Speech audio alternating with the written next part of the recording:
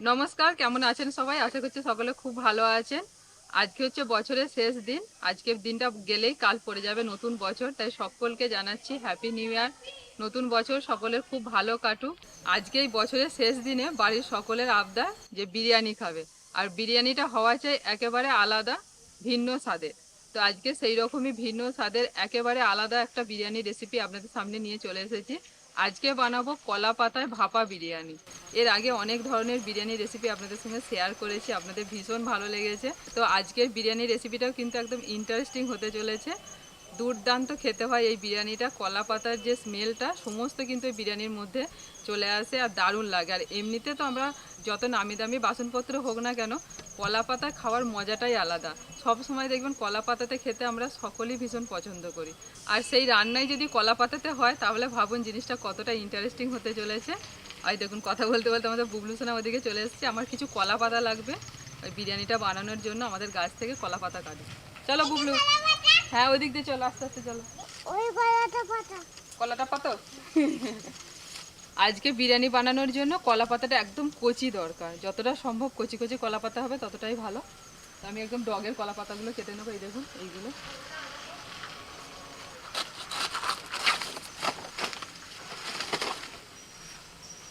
একটা হয়েছে, আমার অনেকগুলো কলা পাতা লাগবে, আরও কাটি।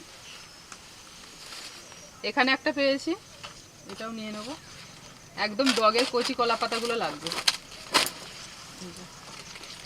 এই দেখুন,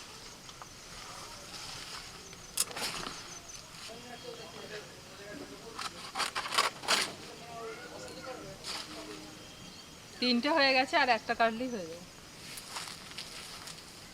এই যে এতগুলো কলা পাতা কেটে নিয়েছি, প্রায় 4-5টা কলা পাতা এরকম একটু বড় বড় সাইজের করে কাটতে হবে। আর এদিকে কিছু কলা ছোট কেটে নিয়েছি, দড়ি হিসেবে ব্যবহার হবে এগুলো।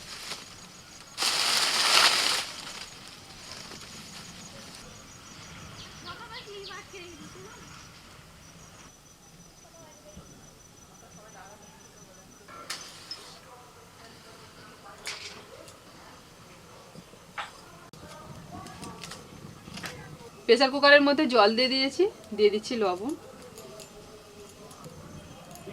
খুব সামান্য পরিমাণে দিয়ে দিচ্ছি একটুখানি কেশরি কালার।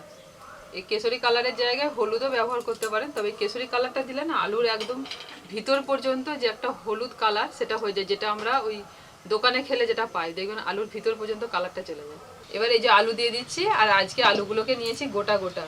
এই যে মাঝারি মাঝারি সাইজের আলু গোটা গোটা।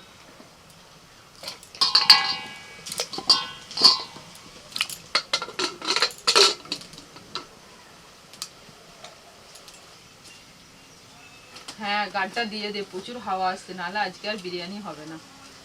সন্ধ্যা হয়ে যাবে বিরিয়ানি বানাতে বানাতে।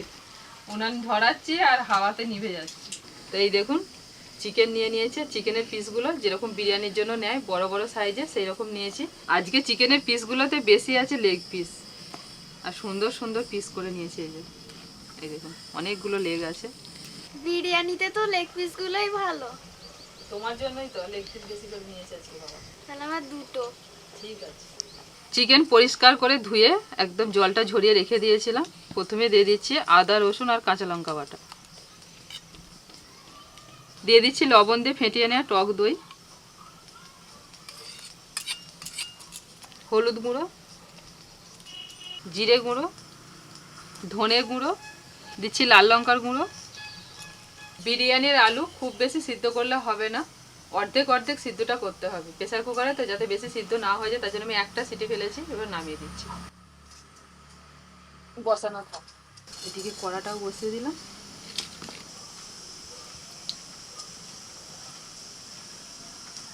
এবার দিয়ে দিচ্ছি বিরিয়ানির মশলা 2 চামচ, লবণ, সরষের তেল। তেল গরম হতে হতে এদিকে ভালো করে চিকেনটা মাখিয়ে নেব মশলার সাথে।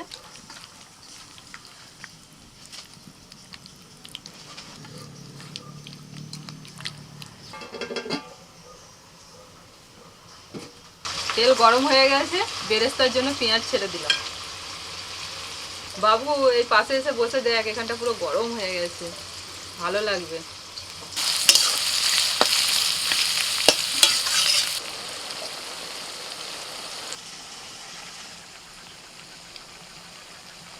ভাজতে ভাজতে পেঁয়াজটা সুন্দর বাদামি কালার এসেছে।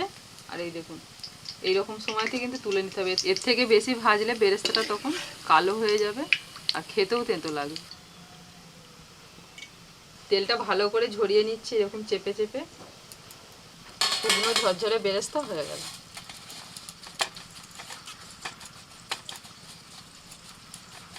এখন গরম আছে, আরও যত ঠান্ডা হবে একদম ঝরঝরে হয়ে যাবে। সিদ্ধ করা আলুগুলোকে একটু তেলের মধ্যে ভেজে নিচ্ছি।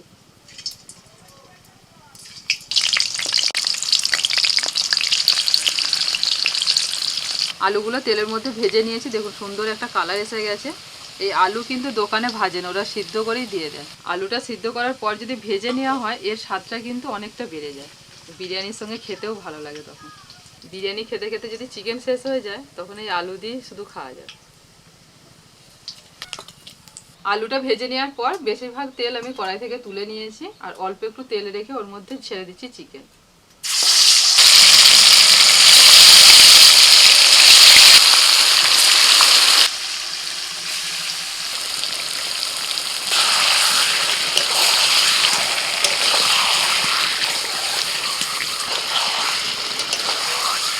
কষাতে কষাতে কড়ার নিচে মশলাটা লেগে যাচ্ছিল, সেই জন্য আমি অল্প করে একটুখানি জল দিয়ে দিয়েছি। এবার চিকেনটা সিদ্ধ করার জন্য মিনিট 10 জন্য ঢাকা দিচ্ছি।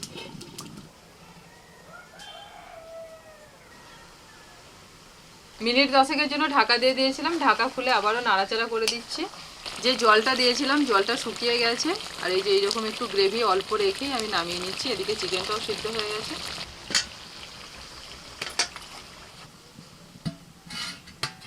বিরিয়ানির জন্য ভাতটা বানাবো, তার জন্য জল গরম হতে বসিয়ে দিয়েছি। জলের মধ্যে দিয়ে দিচ্ছি এলাচ, দারচিনি, লবঙ্গ, তেজপাতা, দিচ্ছি লবণ, সাদা তেল। জলটা খুব ভালো করে গরম করে নিয়ে চাল তুলে দিচ্ছি, আর চালটাকে 1 ঘন্টা আগে ভালো করে ধুয়ে ভিজিয়ে রেখেছিলাম।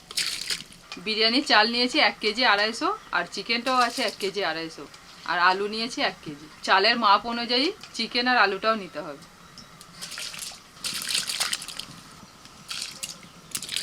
ওদিকে ভাতটা হোক, ভাতটা হতে হতে এদিকে পাতাটা আমি রেডি করে নেব। পাতার এই যে শক্ত ডাঁটিটা রয়েছে এটাকে আমি একটু কেটে বাদ দেব।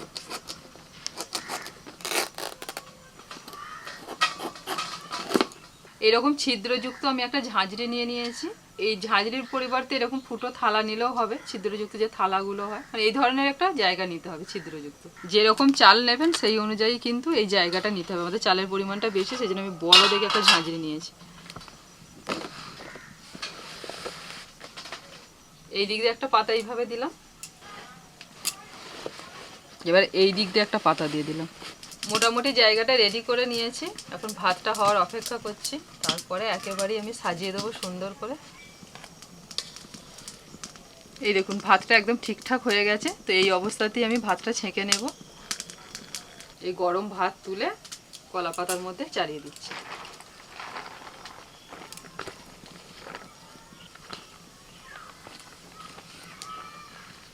অর্ধেকটা ভাত আমি দিয়ে দিয়েছি কলা পাতার মধ্যে। এবার এই ভাতের ওপর আমি দিয়ে দিচ্ছি চিকেন।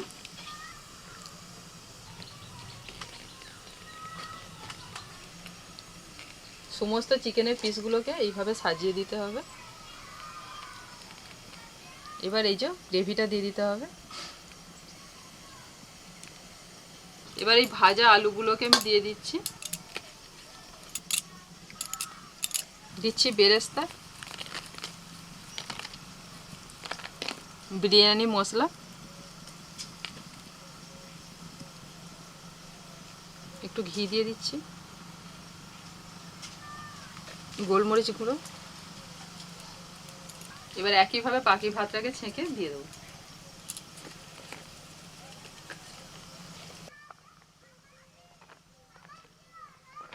এবার উপর থেকে দিয়ে দিচ্ছি বিরিয়ানির মশলা, গোলমরিচ গুঁড়ো। এবার দিয়ে দিচ্ছি ঘি। জলের মধ্যে একটু কেশরি কালার দিয়ে তার মধ্যে আমি দিয়ে দিয়েছি গোলাপ জল আর কেওড়া জল, সেই জলটা দিয়ে দিচ্ছি। বিরিয়ানিতে একটা সুন্দর কালার আসবে। এবার বেরেস্তা দিয়ে দিচ্ছি।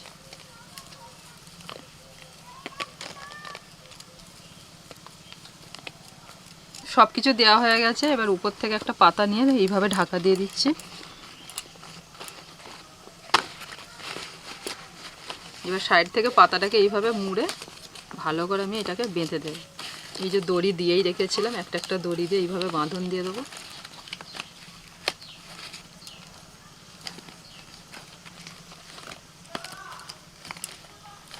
ভাতটা হয়ে যাওয়ার পর আমি ভাতটা ছেঁকে নিয়েছিলাম, সেই ফ্যানটা কিন্তু হাঁড়ির মধ্যে থেকে গেছে, যে জলটা, সেই গরম জলটার মধ্যেই আমি এটা ভাপে বসিয়ে দিচ্ছি। এবার উপর থেকে একটা ঢাকা দিয়ে দিচ্ছি।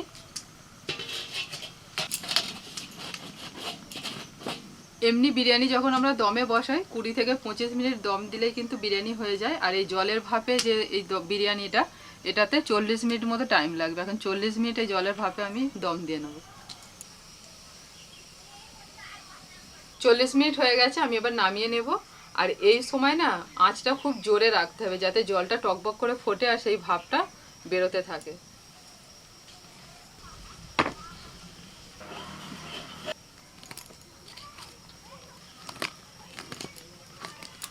এবার আস্তে আস্তে বিরিয়ানি খোলার পালা। আর কলা পাতার কালারটাও দেখুন কেমন চেঞ্জ হয়ে গেছে।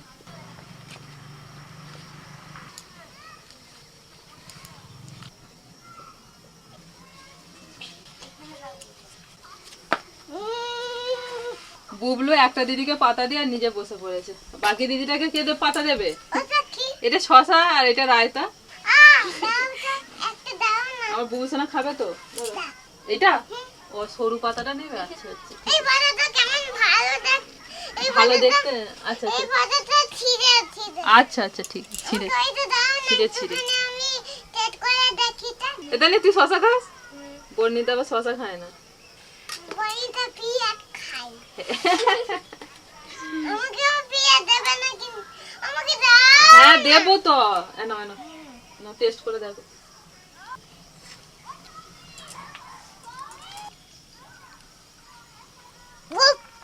বুবু সোনাকে দিয়ে আমাদের উদ্বোধন হলো আজকে কলা পাতার ভাপা বিরিয়ানি।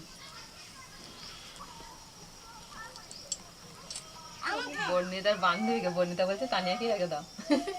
আমাকে চিকেন দাও না। চিকেন দেবো তো, দাঁড়া। আমাকে ডিম দিছেন। ডিম চিকেন? এ তানিয়া থাক বলছিস কি? হ্যাঁ একটুখানি দিতে না দিতেই বলছে থাক নে।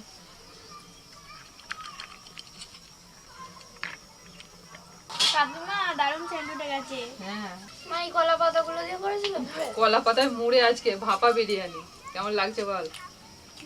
আলাদা স্টাইল, ভালোই লাগছে। তোমার ঠান্ডা হয়ে গেছে, খাও। ওটা গরম, ওকে চিনি দিয়েছে বলে ওটা গরম। আমার তো দেখে তো এরকম করে নগে নগে। তুমি বাড়ি থেকে ভাত টাত খেয়ে এসে আর বসেছো। আজকে বিরিয়ানিটা হেভি ঝরঝরে আছে। আমি যেমন পছন্দ করি সেরকম হয়েছে। কলা পাতার একটা ভালো স্মেল আছে, কলা পাতার যে ভাপানো হলো হেভি হেভি। চিকেনটা খুব ভালো চলছে আছে।